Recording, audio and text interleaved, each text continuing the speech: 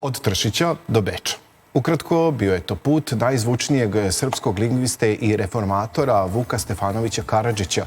U austrijskoj prestonici još uvek pamte ime srpskog velikana, pa vek i po kasnije jedan bečki trg nosit će njegovo ime.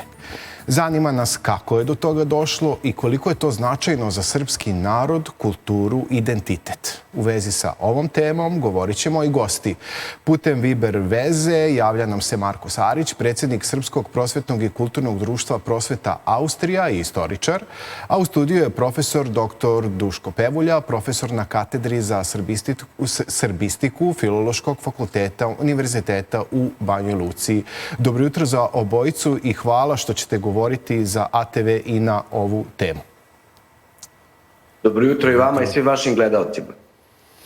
Evo, Marko, da li nam možete za početak ukratko ispričati kako je došlo do ove inicijative i koliko je vremena trebalo da dođe do realizacije?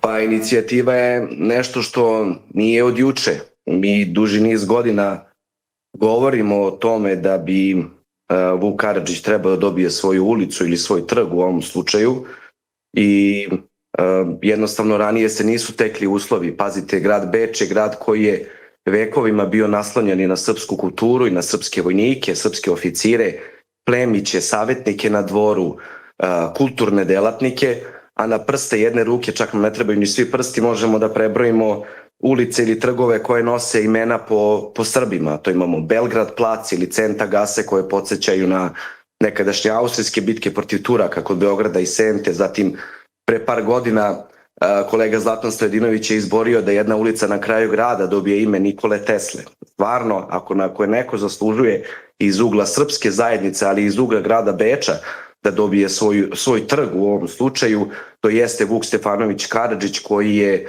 ovde u Beču živeo 50 godina i koji je svoja najvažnija dela stvorio u Beču. Ja kažem, ranije smo vodili razgovore sa zvaničnicima grada Beča, ali je to bilo bez nekog većeg uspeha. Jednostavno sada u poslednje vreme i kako je reformisan Savez Srba u Austriji, kako, ajde kažem, imamo ljude koji znaju gde da pošalju inicijativu, gde da pitaju, kome da se obrate, stvorili su se uslovi. Kažem, ta inicijativa postoji duži niz godina, ali ona je zvanično gradu Beču, parlamentu grada Beča predata 18. septembra ove godine. To je uradila kulturna komisija Trećeg Bečkog okruga uz podršku predsjednika Trećeg Bečkog okruga gospodina Eriha Hohenbergera, kojim se ovom putem zahvaljujem, i ona je prekjuče prošla glasanje u odboru za kulturu grada Beča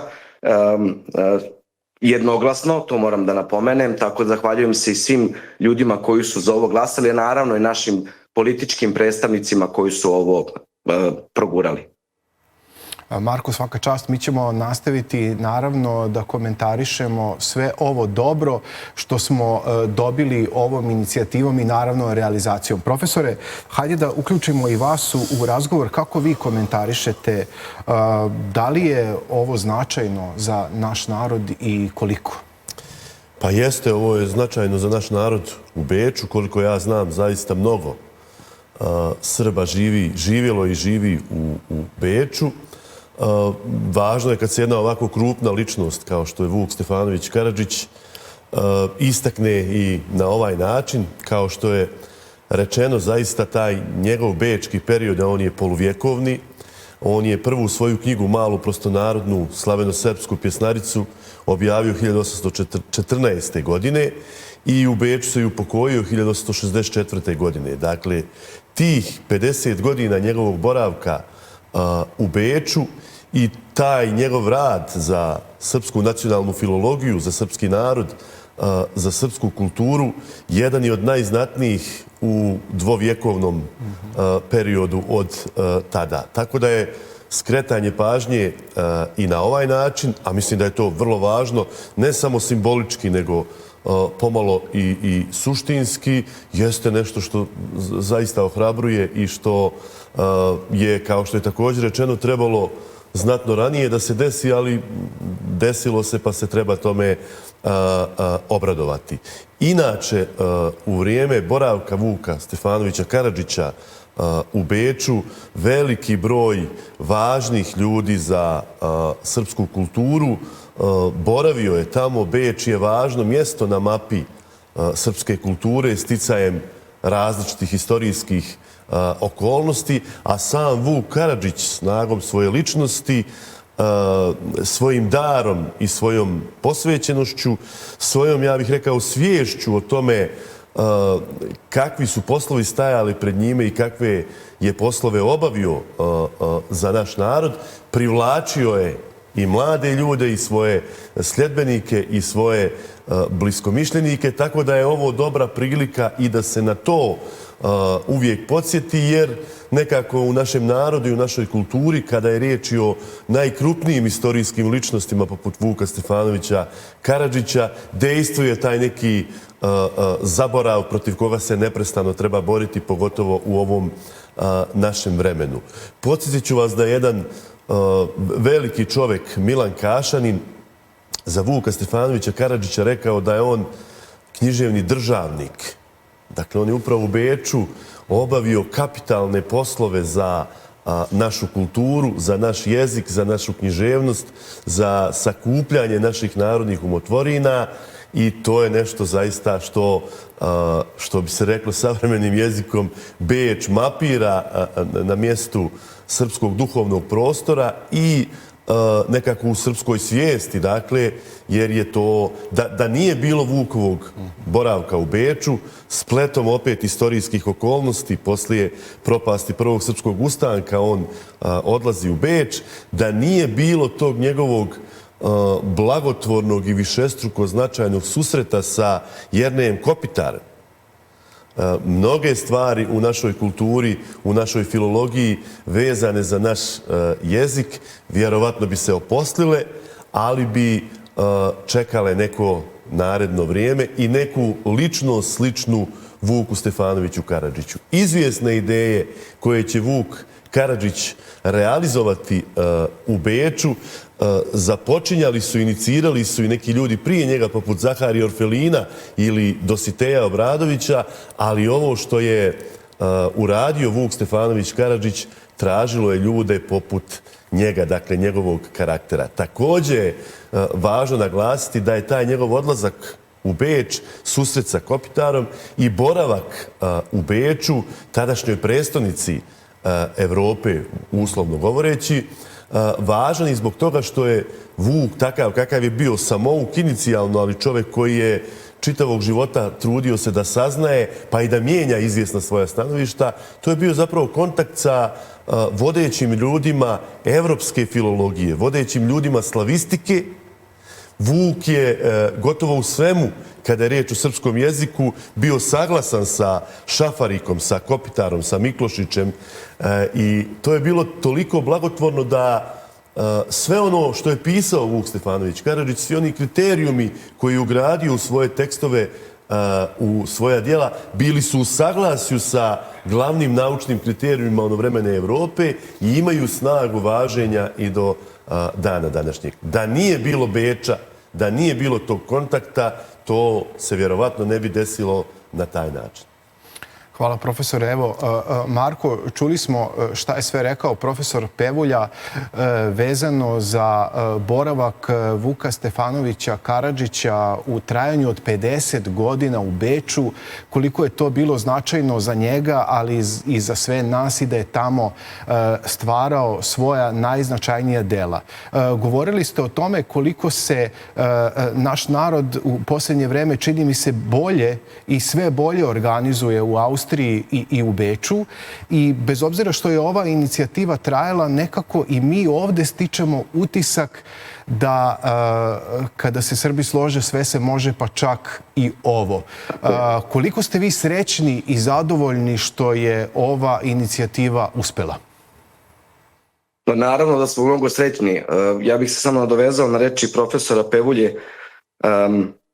Vuk Stefanović Karadžić je samo prvi u nizu koji je trebao da dobije svoju ulicu ili svoj trg, i na ovome se naravno nećemo zaustaviti. Ima tu mnogo zaslužnih ljudi koji zaslužuju, i iz ugla, opet kažem, srpske zajednice ili iz ugla Beča, koji zaslužuju i svoju ulicu i svoj trg, to ovde malo ide komplikovano kada govorimo o dobijanju imena ulica ili pogotovo preimenovanju, tako da smo imali sreće što se tiče ove ulice Rasumovski Gase u kojoj je Vuk Stefanović Karadžić dobio svoj trg, tako da, mnogo smo srećni, ovo nije kraj, postoje tu mnogo drugih ljudi kojima ćemo se naravno posvetiti i za koje ćemo se potruditi da dobiju svoju ulicu.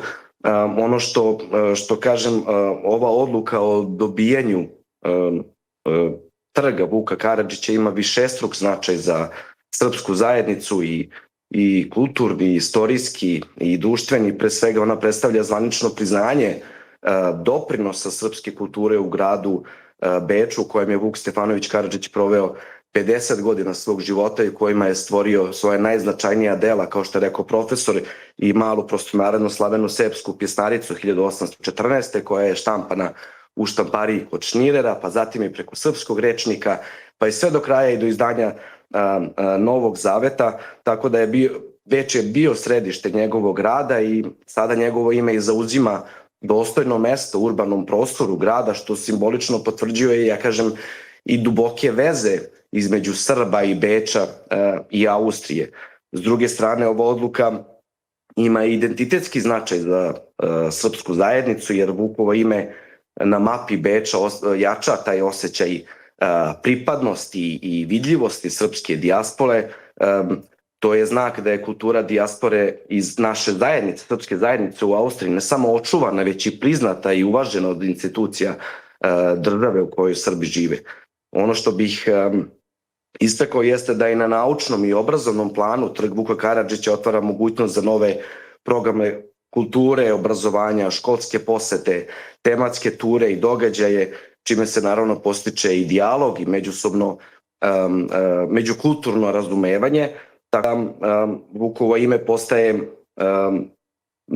prostor i mesto javnog pamćenja i trajna tačka kulturne razmene između dve sredine.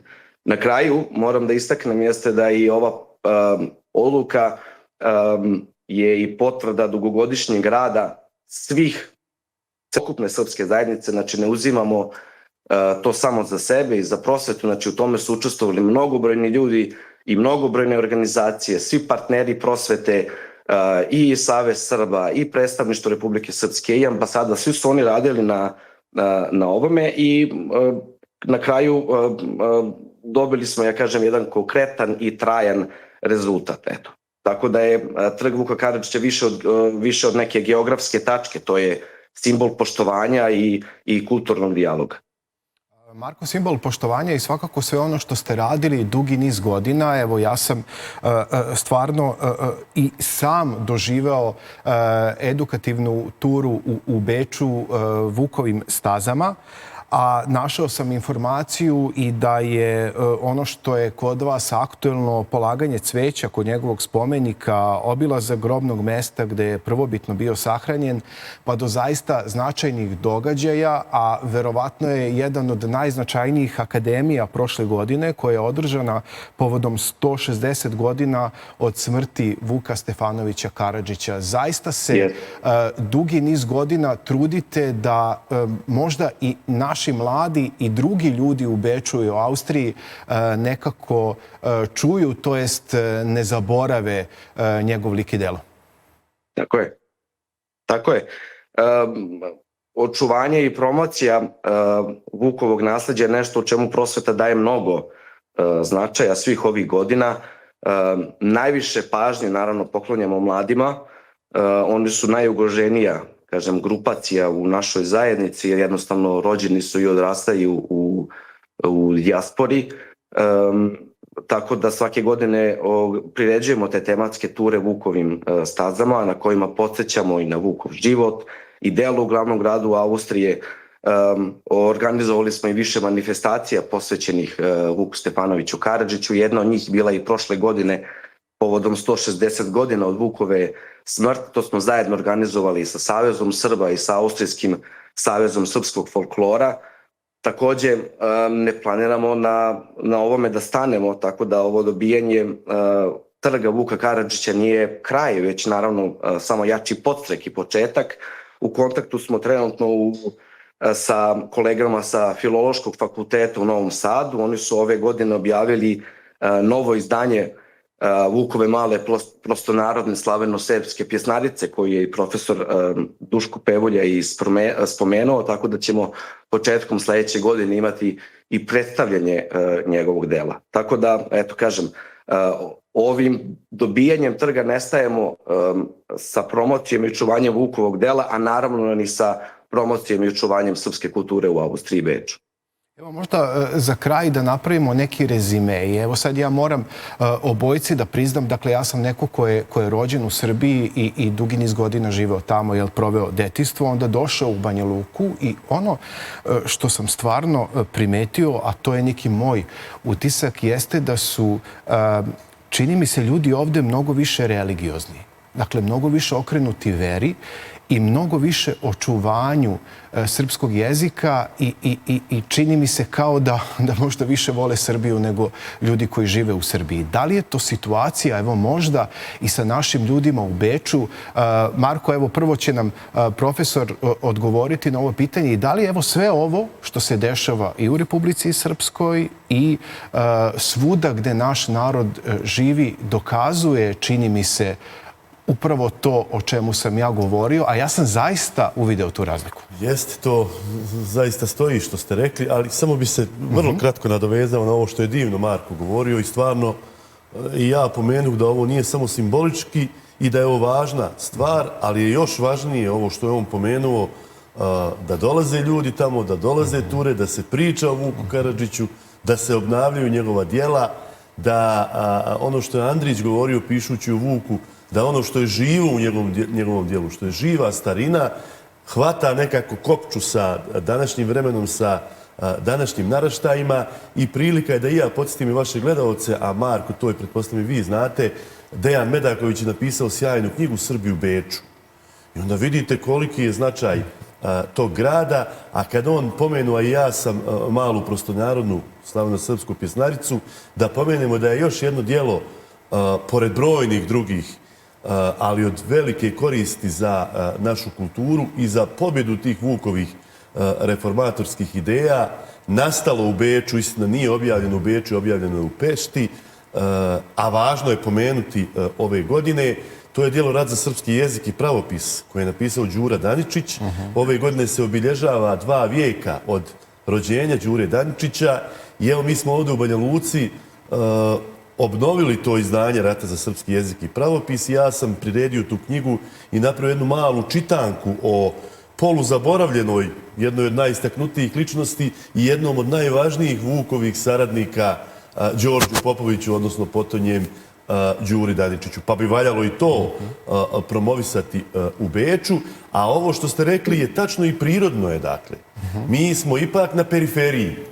Periferija je uvijek nekako u gardu i uvijek ima izvjesnu svijest da mora biti čvršća u odbrani svoga identiteta i u odbrani, zapravo ne u odbrani, nego u jačanju tih svojih veza sa maticom, sa Srbijom. Tako da ljudi koji su u središtu u svim sferama života, tako i u prirodi, su malo komotni jer im se izvjesne stvari podrazumijevaju koje se recimo nama ovdje ne podrazumijevaju u tolikoj mjeri, ali sva sreća u Banja Luci, u Republici Srpskoj, dobrim dijelom jer smo mi zaista sastavni dio i naše kulture i našeg etičkog prostora, a posebice, dakle, kako se to voli reći, u dijaspori, tamo kada ljudi ne žive u svojoj matičnoj državi. Ali potreba da žive u matičnoj kulturi je nešto što njih motiviše na ovakva djela i s druge strane, srpska kultura je policentrična, kao što je i srpski narod policentričan,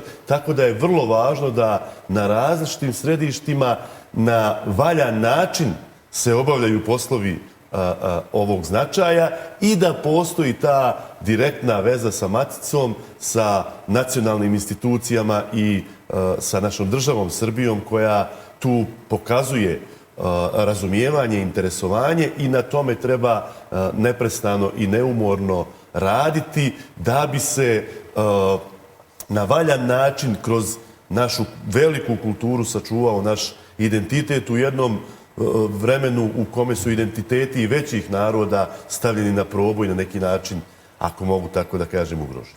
Da, profesore, znate za onu šalu sa jakom porukom kada pitaju ribu kako je u vodi, kaže ona šta je to voda. Pa tako, Da. upravo to. Marko, vaš komentar na sve ovo što je profesor govorio, a nekako i na odgovor na moje pitanje, šta vi mislite? Pa, slažem se da je dijaspora u ovom slučaju malo i ugroženija kada govorimo o toj religioznosti i poznavanju srpskog jezika i mi u prosveti to i veoma uočavamo, pogotovo u našim prosvetnim školama srpskog jezika. Znate, deca koja stižu iz Srbije, Republike Srpske, Crne Gore i Hrvatske ili drugih zemalja regiona, naravno, obično posjeduju dobro ili veoma dobro usvojene te neke jezičke osnove što se tiče bogatiji rečnik, gramatičku sigurnost, funkcionalnu upotrebu jezika u svakodnevnom životu. Nasuprot tome, deca koje su rođena u dijaspori, naravno, tu srpski jezik često govore na nivou te neke kolokvijalne porodične komunikacije, razumevanje im je dobro, ali je vokabular ograničeniji. Znači, gramatička struktura je pojednostavljena, tako da pismenost često minimalna ili nepostojeća, tako da moramo sistematski da radimo na njoj. Kao što sam rekao, tu razliku mi u Srpskom prosvetnom i kulturnom društvu Prosveta Austrija ili u školama prosvetinim veoma jasno vidimo, jer kroz naše škole prolazi veliki broj srpske dece, svih uzrasta. Deca rođena u Austriji, sad govorim u ovom slučaju za Austriju, dolaze po pravilu sa manje razvijenim jezičkim kompetencijama, ali iz naše škole odlaze sa mnogo boljim znanjem i to je rezultat sistematskog rada i nastave koja uključuje i pismenu i usmenu kulturu. Ono što bih ja istakao i što je mnogo važno jeste ta neka simbioza ili zajednički rad i porodice i škole, prosvetne škole u ovom slučaju, i kulturnih institucija i naših matica, i Republike Srpske, i Republike Srbije, ali naravno i institucija Republike Austrije. Kao što znate, mi se ovde borimo za status srpskog jezika koji u ovom trenutku još nije priznat. Imamo jezik koji se zove BHS, tako da ja kažem da je to put do uspeha. Porodica, kulturne institucije, prosvetina škola i uopšte naša zajednica i naravno institucije naših matica, institucije Republike Austrije. To je to. Mislim da je to ključna uloga. Marko, još jednom čestitke, veliki pozdrav za sve naše ljude tamo kod vas. Pozdravite sve, hvala za sve što radite i hvala za sve to što ste uradili i puno sreće u daljem radu i hvala što ste govorili za ATV. Hvala vama na pozivu i hvala vama na javljanju i hvala svim našim gledalcima. Profesore, hvala i vama za gostovanje. Napravili smo lepu priču, lep rezime i čini mi se da ovakve stvari kada se dese, o tome i tekako glasno treba da govorimo.